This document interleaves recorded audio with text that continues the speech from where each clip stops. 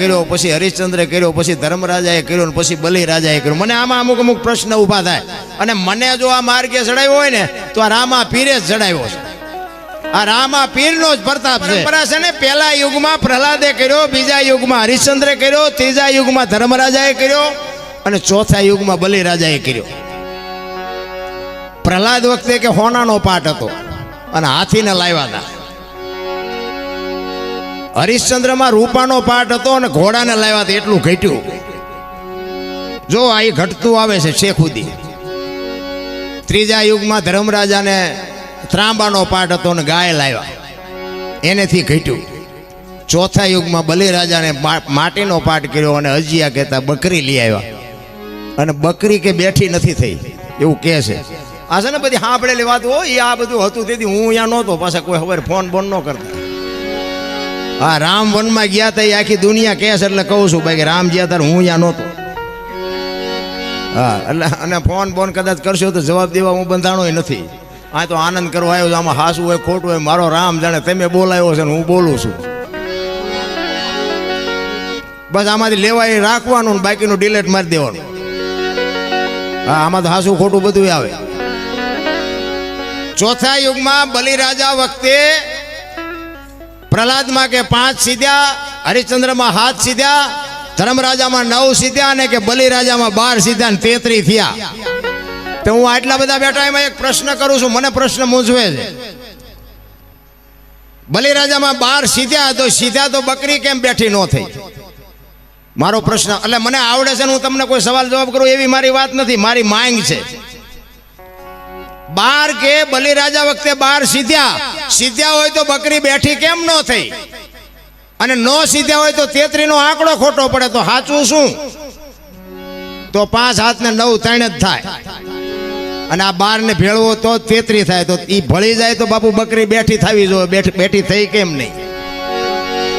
બધું અટપટું છે. રામ 10 પાઠ 20 પાઠ 12 પોરો પાઠ દર્શનીય પાઠ. આ પાઠની પરંપરા ઘણી છે. નકરો શોખાન ઢગલો કરીને નાળિયેર મૂકીને દીવો કરીને કોઈ એમ નથી. પાઠની પરંપરા આખી બાપુ જુદી છે. મહાપુરુષ તો એમ કે છે ધરતી નહોતી, સૂર્ય નહોતો, ચંદ્ર નહોતો, આકાશ નહોતો, કઈ નહોતું, તેથી પાઠ હતો. બહુ આખી વાતું છે. આ એમ સમજાય એવું નથી. અલગ ધણી કહે છે ને, અલગ કોને કહો છો તમે? અલગ એટલે લખી ન હકાય, એને અલગ કહેવાય ને. લખાય નહીં એટલે અલગ કહેવાય. જો લખાય તો દેખાય, દેખાય તો વંચાય, અને વંચાય ને તો બોલાય. આ એવી વાત જ નથી. આ છે ને આને ભજન ન કહેવાય, આ મનોરંજન છે, ભજન નથી. અમુક વાતો ઘણા મારું નામ ગાંડામાં લખતા છે. આને ભજન ન કહેવાય શું કહેવાય? આ મનોરંજન છે. ભજન ગાવા કરતા ભજન કરવું અઘરું છે, કરવા કરતા જીવનમાં ઉતારવું અઘરું છે, જીવનમાં ઉતરે ને તો સમજવું અઘરું છે, જો સમજાઈ જાય ને તો જીરવું બધા કરતા અઘરું છે. અને જેને સમજાઈ ગયું ને ગોળ બંગાળનો રાજા ગોપીચંદ ને 92 લાખ માળવાનો ધણી ભરતરી સાધુ બની ગયા, સમજી જાય પછીની વાત છે. આપણે હજી દીમાં 3 વખત કપડાં બદલાવી છે એટલે હજી આપણને સમજાણું નથી. આપણી સનાતન ધર્મની ભૂમિકા, સત્ય સનાતન ધર્મની જે બોલે બધાય સનાતન ધર્મ એટલે આપણી ગતગંગા. આ રામદેવજી બાપાને બાપુ આ દુનિયામાં આવવું શું કામ પડ્યું? કૃષ્ણ પરમાત્માને શું કામ હતું? આ બલિરાજા વખતે બંધ થયું ને પછી અખિલ બ્રહ્માંડના માલિક કૃષ્ણ પરમાત્માને એમ થયું કે આ તો બધું બંધ થઈ ગયું. કાલની પેઢીને ખબર કેમ પડશે પાઠની પરંપરા આને કહેવાય? પાઠની પરંપરા તો આ દુનિયાના વિશ્વની માં ભગવતી દેવી શક્તિએ ધરતીનું મનાણ કર્યું એની પહેલાની વાત છે. અને બલિરાજા વખતે જો બંધ થઈ જાય તો અખિલ બ્રહ્માંડનો માલિક એમ કહે છે કે પાઠ ઉપર તો આ બધું ઊભું છે, પાઠ બંધ થઈ જાય તો રહે શું? અને હું જો ન જોઉં તો પાઠની વાત કોણ કરે? આ પાઠની પરંપરાને જીવતી રાખવા માટે આજની પેઢીને ખબર પડે કે પાઠ આને કહેવાય. એટલા માટે જ બાપુ કૃષ્ણ પરમાત્માને જન્મ લેવાનો હતો. પણ હવે જન્મ લેવો ક્યાં? એવું પુણ્યશાળી કોઈ એવું ભજનાનંદી ઘર હોય અહીંયા જન્મ લેવાય ને. અને આ કુદરતને કરવું અજમલ રાજાને દીકરાની ખોટ હતી અને કૃષ્ણ પરમાત્માને આવવાનું હતું. ઇતિહાસ બધા જાણે છે. આ તો ખુલાસો ખાલી ટાઈમ કાઢું છું. પણ કૃષ્ણ પરમાત્મા પાસે અજમલ રાજા આવ્યા અને એ વાત બધી લાંબી છે, ટૂંકામાં કહું. એ કૃષ્ણ પરમાત્માનો બેયનો ભેટો થયો અને ભગવાને કીધું કાંઈ વાંધો નહીં, તમારે આ દીકરો થાય છે, જાઓ. અજમલ રાજા 5 ડગલા હેલ્યા ને ત્યાં એમને ભૈરવ રાક્ષસ યાદ આવ્યો. એ કે મારી ધરતી ઉપર એક ભૈરવા નામનો રાક્ષસ છે ને, માણા ઢોર ને જાનવરનું ખેદાન મેદાન વાળે છે. જોકે ભગવાન આપે એ દીકરો કઈ જેવો તેવો હોય નહીં, પણ ભગવાનને છતાંય કહું કે તમે પધારો તો વધારે સારું એમ. અજમલ રાજા પાછા આવીને કહે છે કે પ્રભુ, જોકે આ બધી એક કૃષ્ણની લીલા જ હતી, એના આવવાની ગણતરી તો હતી. અજમલ રાજા કહે છે કે પ્રભુ તમે મારો દીકરો થઈને આવો. અને તેથી કૃષ્ણ પરમાત્મા કહે છે કે સાહેબ સબકા બાપ હે, બેટા કિસી કા નાય, બેટા હોકે જે જન્મે સાહેબ નાય. હું આખી દુનિયાનો બાપ છું, હું કોઈનો છોકરો ન થાઉં, પણ હું પાથરો આવીશ તારા ઘરે. વિરમદેવનો જન્મ થયા પછી બાપુ 6ના દિવસે રામદેવજી બાપાએ પ્રમાણ આપેલું, કંકુના પગલા પડે ને તારા ઘરે જેથી 2 દીકરા દેખાય તેથી સમજી લેજે કે હું આવી ગયો. અને તે પછી જ આ પાઠની પરંપરા થઈ.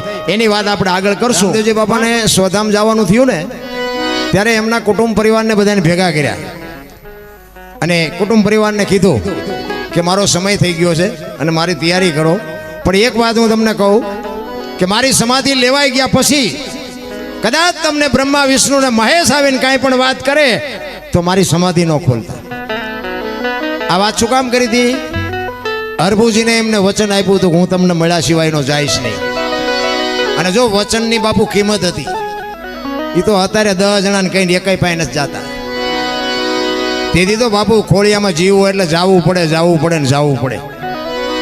હરભુજીને વચન આપેલું એટલે રામદેવજી બાપાને એમ થયું કે મારી સમાધિ લેવાઈ ગયા પછી સમય સંજોગ અનુસાર 2 જણાને ભેગું થવાનું થયું નહીં.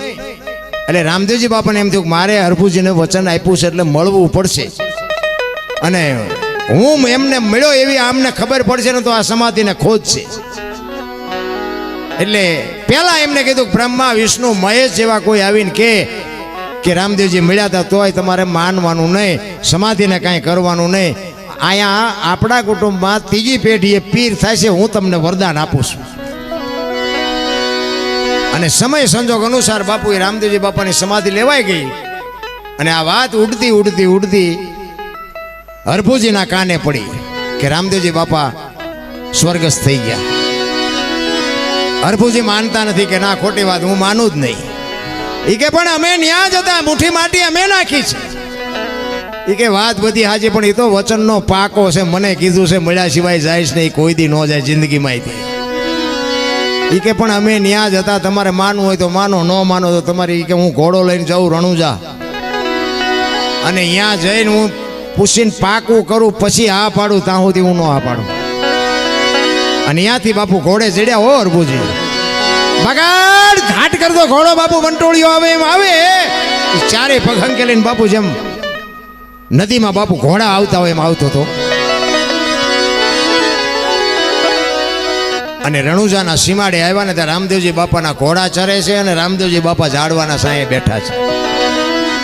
અહીંયા બાપુ હરભુજી આ વાણી લખેલી, હરભુજીને હૈયે હરખ અપાર ઘોડલા ચરંતા દીઠ્યા રામા પીરના.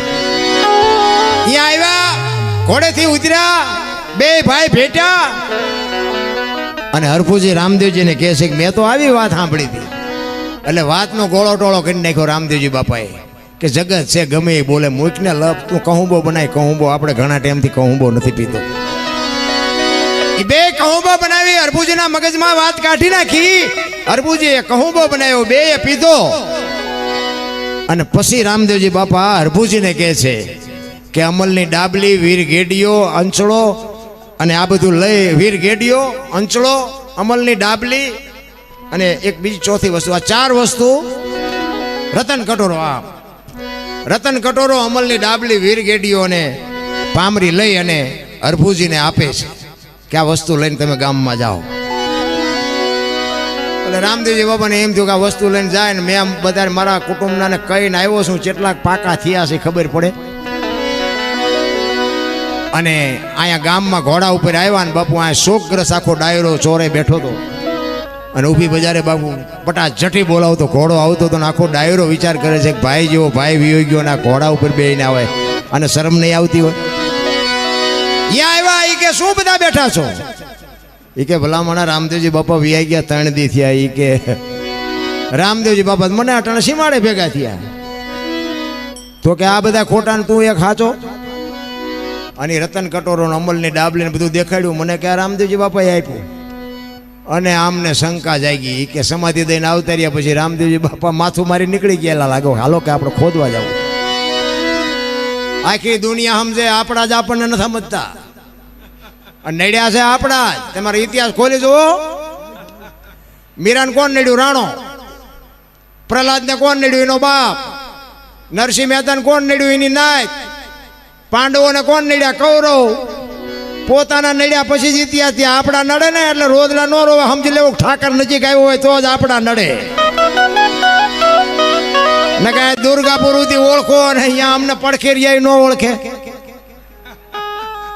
આ 3 કિલોમીટર અમને બોલાવે ને ત્યાં કણ હામાં સકન નથી લેતા બોલો ત્યાં જ અમને એમ થયું કે આ બધા ખવા મીંડા એમાં જ અમારો મેળ પડી ગયો જો આ રામદેવજી બાપાનો પ્રસંગ છે હેલાની 2 કડીઓ મારે ગાવી છે તમારી પાસે છૂટા બૂટા નાખવાને નાખી દેજો 2 હેલાની કડી ગઈને પછી મારે વાણીનો વિરામ આપવો છે હેલામાં ગાય છે ને કે હુકમ કરો તો પીર જાત્રાયું થાય એવું આવે ને તો એવું કેમ લખ્યું હુકમ શું આપણો નથી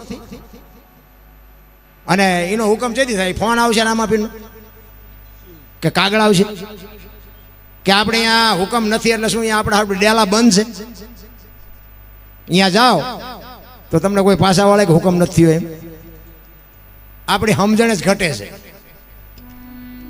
ખરેખર આમાં આ દલુ વાણીએ લખ્યો છે હેલો એને એવું લખ્યું છે કે હું કામ કરો ને તો રામાપીરના દર્શન થાય તમારામાં મારામાં જ્યાં સુધી હું પડ્યું છે ને ત્યાં સુધી નહીં થાય ઈ હુકમ હું આમ હું